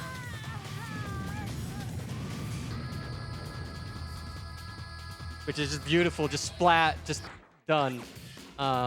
That isn't the vanilla cuts. That's not a vanilla texture, by the way. That Acme Corporation Anvil. I would like to give a big thank you to Eclapricious, who made that custom texture for me. It's just like a generic sign usually, but you know, it is just like a Looney Tunes bit, just getting crushed under like just a random ass like billboard. All right. On our way to the third of 5 bosses. So there is DJ Professor K's DJ booth. I don't know how they lifted it out of something. I don't really know what the logistics of that are, but yeah, we need to go rescue our good friend DJ Professor K. So we're gonna go back up over to the same highway where Sky Dinosaur Square is, but it's not the same area. We're gonna be going to the other side. We're gonna go to the site of the Tokyo line. I'm going to first talk to our friend Zero Beat, and he will show us the way to the side of the Tokyo line. Because we don't know, you can't just hit start and, you know, see on the map where it is, but whatever. Do we have time for a quick donation? Yes, go for it. All right, we have 5 euros from Anonymous with no comment, but thank you nonetheless. And it looks like that donation went to the trading card game incentive again, which means that Bugler is now back in the lead with 8 euros and Salmiak in second place with 4 euros. Nice. All right. Boss fight number 3. This is the train fight. This is like, in a way, this is kind of similar to the noise tank fight in Sky Dinosaur Regent Square, where it's also kind of on rails, and it can kind of fall apart, but it's not as hard, or not as bad, because this train actually stops, and you can't really like fall and get warped back to the starting level, but it's still a bit iffy. It's a bit janky, because you have to, you know, like, make sure you stay on pace with this train, or otherwise it will like just leave you, and it can be kind of iffy. But if I do everything right, if I play my cards right, it should be fine. I say should be, and actually it is going. It seems to be going smoothly enough. I didn't get that full side of the train sprayed, but that's fine. I think I should be able to just jump over this way. This is the issue. You can kind of like, you can get too far away that you have to kind of like take a while to get back in front of the train. There we go. All right. That's the train fight.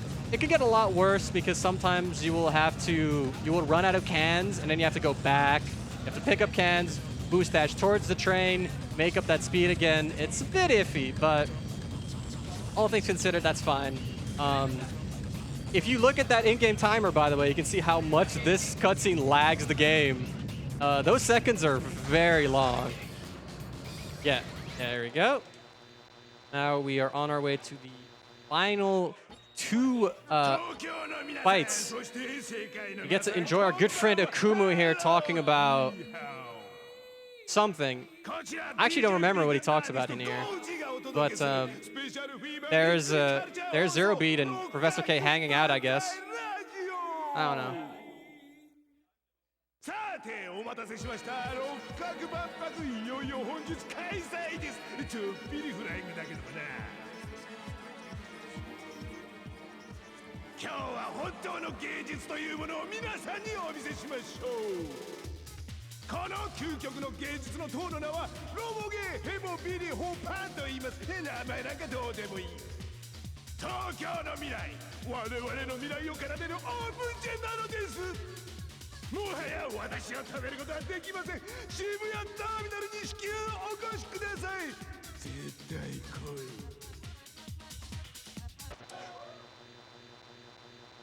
All right, let's go. So last two fights of the game. We're gonna be done in like 5 minutes. I don't actually. I don't like making estimates, but yeah, we are gonna be done soon. Though first we have to watch this cutscene. So we just heard Goji, the old Japanese guy, very old man, rant about things. He's gonna rant some more, and then we get to fight the first of 2 boss fights. I don't know. I think it's something like he has this weird tower that like absorbs emotions or something. It feeds on like negative emotion or something. He also has blacked out the sun somehow. I don't know how I did that. Or it might be the moon, but I think that's just a blacked out sun. I don't know. He's doing some very bad fake DJ moves. I mean, I can see straight through. He's not doing anything, but yeah, I don't know. This cutscene is kind of interesting, and the cutscene before it are quite interesting in the English version of this game. We run on the Japanese version because, you know, dialogue's faster, you know, the standard stuff. But the English dialogue of this game is quite interesting because the English voice actor for Goji is Charles Martinet of Mario fame, which is very interesting to listen to the English version of this cutscene. I recommend looking it up because it's very weird to hear him do a voice that isn't Mario, that is clearly like him trying to speak in a vaguely normal way. But anyway, enough about Charles Martinet. Let's go and fight Zero Beat here. So these are the 2 weird beat robot guys. This is once again, you know, a tagger's tag, which can be, again, very iffy thanks to the fact that they keep moving away from you. which makes it so hard to take them out. I went too fast. I bumped into it, which means I have to backup strats, which is fine. To be honest, like I feel like this fight is just figuring out like the backup strat in the moment. So fine, we're gonna spray this one, meet up with him here, and then I need to catch up to this one with grinding and some shuffling. There we go. Oh, and I just bumped into him again. That's one thing that's that's one of the things that's really. Oh, where is he going? Hold on. This is also an issue that can happen. You can bump into them and then their routing gets messed up. Okay, all right. Their AI has figured out what they want to do. So yeah, they have this predetermined route that they do over and over, but if you bump into them, their AI can get confused and they can just go into random directions. This can happen with every single tagger's tag and every fight in this game. This is one that's particularly weird because bumping into them almost guarantees that they're gonna do something. You know, as you can see, I've never seen that. But yeah, they have some weird erratic behavior. But luckily it worked out. I figured it out eventually. So now we're going into the final boss fight. First we get to talk, or hear Professor K talk about Nostradamus or something. I don't know, philosopher guy. But we're gonna get absorbed by Goji's weird tower thing. I don't know, but we're gonna get absorbed real quick. And we get to hear Goji talk some more of that good stuff. Right over there. You can see him right there in the middle of that platform on his own. Do we have time for a couple donations? No, I think the run's gonna be over in like 2 minutes. Okay, no problem. So you can do it afterwards. Yeah, so yeah, this is gonna be the final fight. So this is Goji, he's just talking all that good stuff. And then he's going to transform into Akumu, or Akumu, I think is actually how it's pronounced. Akumu. I don't know, this level is kind of weird. It looks very trippy, very weird. But basically how I'm gonna approach this fight is I'm gonna get some cans, or well, I already have max cans, so I'm gonna go and set up some convenient blue cans here for me to pick up later. And then I'm gonna get my way up there. And Akumu is weird, or Akumu is weird, because you have to boost dash into him twice before he becomes vulnerable to spray. So, and you don't have enough cans to like do that in one go. So what you do is you skate up, and you're gonna get your friend over here, right here. You're gonna boost dash into him. And we're gonna fall down, right down here. And we're gonna pick up some cans, like that, and turn around, go up. And we're gonna go up again, and then we're gonna boost dash into him again, and then we're gonna spray him to death. That's gonna be it. That's gonna be all she wrote for this game, and for Akumu. So go up, and go up the staircase. Boost dash into him, and now he's vulnerable, and you just start spraying him. He does get up, and he does do his little move here, but you can just space outside of it, and that's gonna be fine. And then if I don't get can scam, that's it, and that's it. That is Jet Set Radio Future 80%. Thank you, thank you. That was, in fact, a run. I don't know. It was fine. But, yeah. Thanks, everybody, for watching. Check out the JSR Bingo run later tonight at, like, midnight CET on Bingothon. I'm going to be in that for some reason. 2 marathon runs, different marathons, same day, whatever. But that's the run. I think that's it. I can give it over to the host now. Absolutely. Before we swap over, we have 2 donations. We have 10 euros from Anonymous without a comment, but thank you nonetheless. And then another 10 euros also from Anonymous saying Jet Set Radio Future is such an awesome game. Great run for a great game. Dances in place. Thank you. Coming up next, we have the trading card game ran by Kroll, so stick around and see you then. Once again, nothing